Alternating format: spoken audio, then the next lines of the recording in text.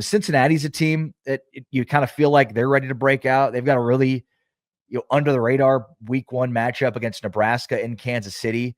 And I mean, that will be basically a road game for them in a neutral site because of the, proximity to Nebraska from the Kansas City area. And I think there's just a lot of expectations on Nebraska this year. But I mean, Brennan Sorsby started off really hot when Cincinnati was 5-0.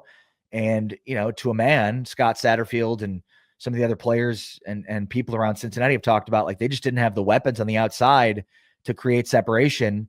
And over time, Sorsby just didn't want to take chances in throwing balls to guys that weren't open. And so he became much more of a running quarterback in the second half of the season. And, and Cincinnati didn't win a game after that. But I think Brennan Sorsby is one of the most underrated quarterbacks in this conference. They seem to have found some weapons, a lot of speed. Caleb Goody's a guy to watch from Colorado State.